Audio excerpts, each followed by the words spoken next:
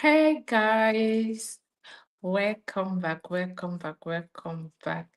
Sorry for the interruption. We had a technical error, so I had to switch my device, and now I think we are good to go.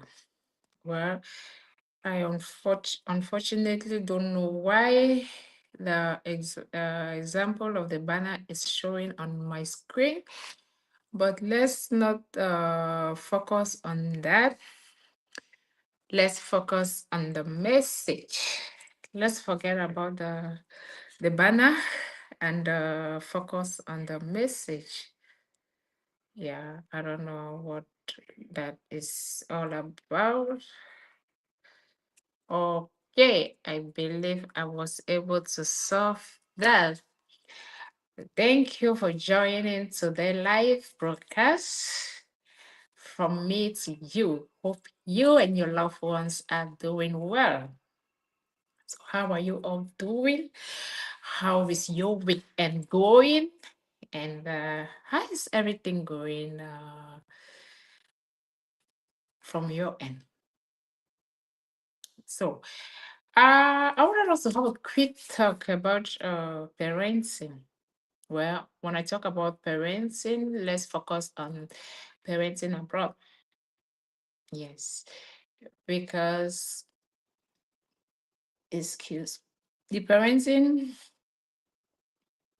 the way I grew up, the way our parents raised us, and how we are raising kids in this part of the world, then I would say there are two different ways, there are two different aspects, they're just something different.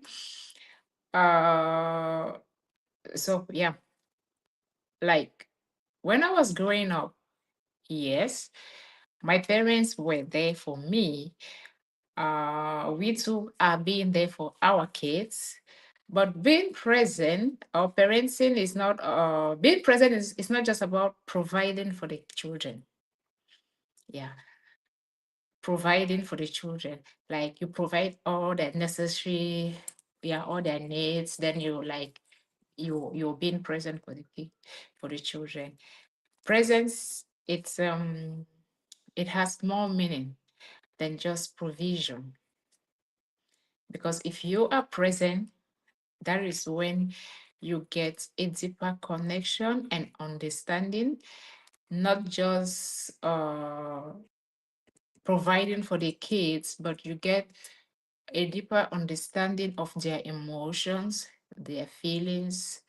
For example, in this part of the world, the system is built to protect everybody.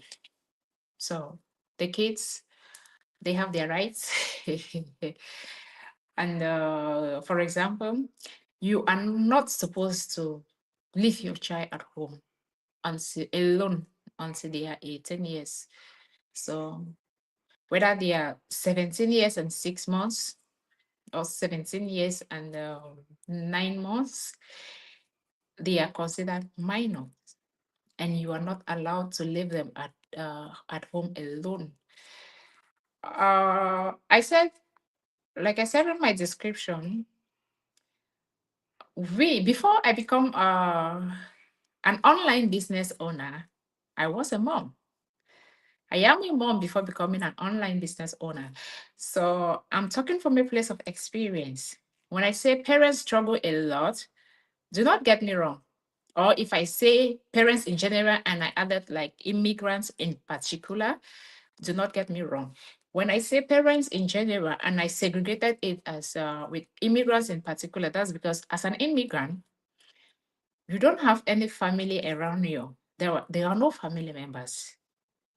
You might depend on your friends, but then, everybody's busy. We are always doing one thing or the other. So everybody is busy with something.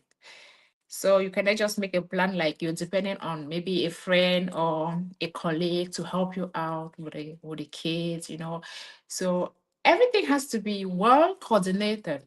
Your activities, your program, your appointments, everything has to be well coordinated if you want to make it Well, let's say, especially when you have multiple kids.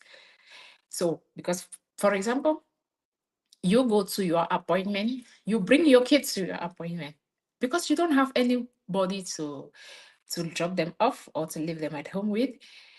You bring, you go with your kids for their appointment. You go groceries with your kids. The only time you don't go with them is when they go to school. So literally, if you don't, where I live, childcare, daycare is not mandatory, but the child has to be in school from the age of 4.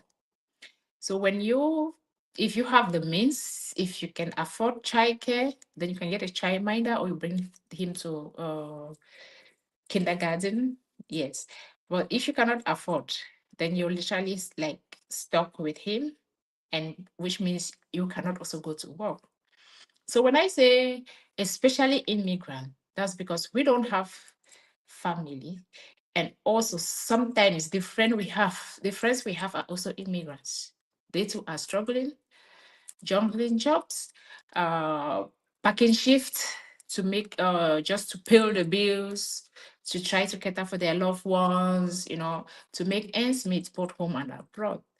So we cannot really depend on our friends.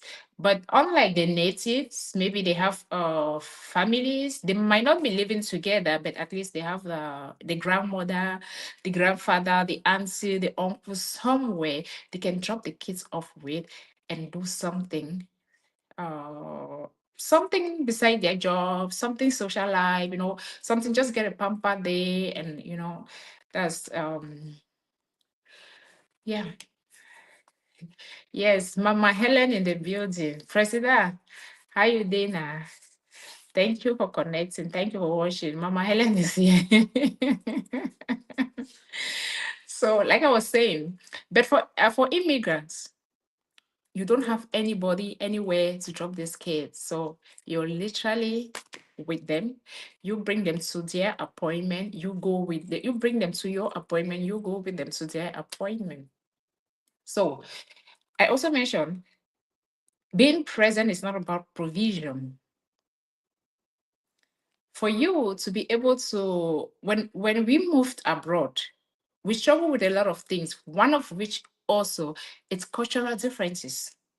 Let's leave the language, let's leave everything, let's leave navigating a new country, let's leave starting life, all over or whatever, setting a new path for yourself. Let's focus on cultural differences. There are a lot of things that are different from the way our parents brought us up, the way we grew up, and the way we need to bring them up. So if you are absent, like you are emotionally absent, because when you're always busy running after one shift to the other, or from one job to the other, trying to make ends meet, then you are literally emotionally absent. How? When you come back home, you're so tired, you're exhausted, you become anxious. The pressure that has been built within you is transcribed into sometimes anger, agitation, irritation, anxiety. That all of you are all stressed. You guys are all stressed. You don't even the emotional attachment with the kids. It's literally reduce or compromise. So you are there, but you're not emotionally and mentally present. In order to get a good to raise a well-behaved and a healthy child, you need to be both physically, financially, psychologically, mentally, and emotionally present. So if you are not physically present, because you're running from one job to the other, or you're chasing shift, you're packing shifts because you need to make ends meet, you are not emotionally present, you are not attached to the kid, then it's more like I don't even know what to say. So for you to presence is not because you provide for them the necessary things they need for their well-being, for their upkeep, but are you also emotionally and psychologically present for your children? That now brings us to my business. It gives you the flexibility. It creates options. Like you are creating options for yourself. You decide, I'm not saying you should quit your job to become an online business owner. No, that's not. Let your job fund your business. Build your business on the side of your job with few focus hours a week until your business is sustainable, it can generate substantial income for you. If you have substantial revenue from your business and you are aware, you are confident that the income from your business can sustain you, that is when you can take the move. But then if you already have a side income that is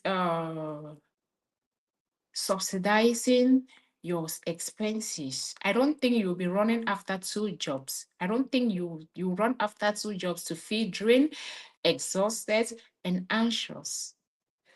So what is blocking you? Why can't you try to build something? It must not be becoming an online business, but the online space is big enough. You can monetize it with the skills with the things you already love doing, or you can learn new skills and monetize them. But as an immigrant, and yeah, an immigrant mom to three boys, uh, I'm talking from experience. When I had my first son, I took 12 weeks after maternity leave. I had to bring him to childcare. It broke my heart, but I didn't have a choice. I have to go to work. Fast forward to today, now I have three kids. At the end of the day, it's more like the paycheck, more than 80% of the paycheck going back to the childminder. More than 80% of your paycheck is going back to childcare. Then you ask yourself, what I sit and ask myself is, so what's the excess? Me being drained, exhausted, not being present for my kids, and what do I get? 80% of what I do is going back to is going to for paying of childcare. And like, so literally I'm just slaving my hours and myself out, missing important moments, important milestones, and not even knowing, not even being able to instill my own values. Yes, when the kids are small, that is the foundation where we start putting in the values. We start putting in those things that we want them to know. So when they become of age, they can understand us better. For example, yesterday in the morning, while I was getting my kids ready for school, my 6-year-old son opened his Bible. That was a gift from one of my Dutch family, Miranda and Evans. That was when he was 1 year old. So they gifted him this little Bible. It says, "My first Bible." So he opened it and he saw an image. He said, "Jesus." That was Jesus. Well, I don't know who taught him that picture was Jesus, but he told me, he said Jesus. He said Jesus 3 times, and he said in Dutch that Jesus maakt niet meer mensen iemand dood. That Jesus doesn't make somebody die. Let me just put it in that. Then he went further to say, Jesus maakt iedereen vrij. Like Jesus saves everybody, you know. And and then he went further. I don't know where he was. He learned the story anyway, but he went further to say, as iemand dood is, Jesus mag je nog leven. So if somebody is dead, Jesus can resurrect them. Then I was like, okay. Then he went further to ask me, Mama, I answered. And he said, Ma, Islam father is tot. Waarom Jesus maakt hem niet leven? Hij is niet teruggekomen. Then I was like, okay. So he has one of his classmates who lost the father last academic year, and now he's telling me that Islam father is dead. If Jesus does not saves everybody and nobody has to die because of Jesus, so why is Islam father dead? I was shocked. I didn't know what to tell him, but then that shows if you really pay attention to them, if you can connect with them emotionally, there is a lot that's going to come out of them. And that is where you are able now to put in the values that you want to put. You have, there are a lot of things, a lot of things. We are talking just about cultural marriage, but also we have sexual orientation and marriage.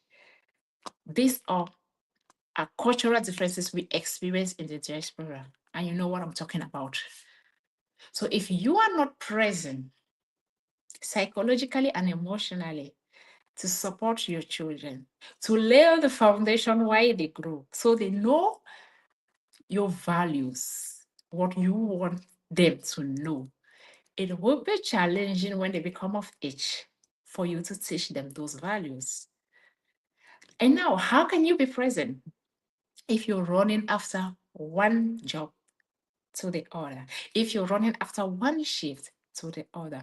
No, it's not like it's your desire not to be present. I know the guilt all of us carry when you go, when you are not present, and when you have that miserable call while you are away, that maybe the child had an incident, there was an incident in school, the child felt like you need to call the house doctor or those kind of things. It breaks your heart. I understand from the position of a mom and from experience. I understand all of that. But what if you can do you can get something to do from the comfort of your home? What if you can do this? Why you can earn income from the comfort of your couch while your baby takes a nap? We are teaching you. When you join us, we are going to give you the blueprints. The mentorship is there. The coaching, the mentorship, the training, the automated system are there and they made available for you. Our global community of over 274,000 members are there available for you. Let's not talk about the mindset shift that happens within our masterminds from experienced people. You are meant to live the life you deserve, the life you actually want. So instead of getting a second job, I understand totally. We can get even 3, 4 jobs because first we have a language barrier, which is limiting us, which means we go for jobs we are overqualified for. Even the fact that you know very well you are overqualified for this job, you still get rejections from one rejection to the other. Let me tell you something. Let me tell you guys something. The first word I learned in Dutch was helaas. Yeah, helaas. That means unfortunately. So when I came, or anyway, when I came, the corona slowed things a little bit. The pandemic slowed things a little bit. And when we started like, putting in the applications for things that this is something I'm even more than qualified for this. But then we have to hold body and soul together. We need to do these things in order to keep moving. And you send your application, then you receive the email. So the first Dutch word I knew was helaas. Unfortunately, we will not be moving forward with your application. Hi, Helen. Helaas. Oh, well, Helaas. What is Helaas? Then they told me Helaas is unfortunately will not be moving forward with your application. Believe you me, you know down deep in your heart that you are overqualified for this position. You are already like a mid-senior or even a senior. with the experiences you have based on the job description. But then, due to language barrier, they will tell you they need fluent Dutch, uitstekend Netherlands, or they need native French, or they always use the language to put a barrier, a limitation for you.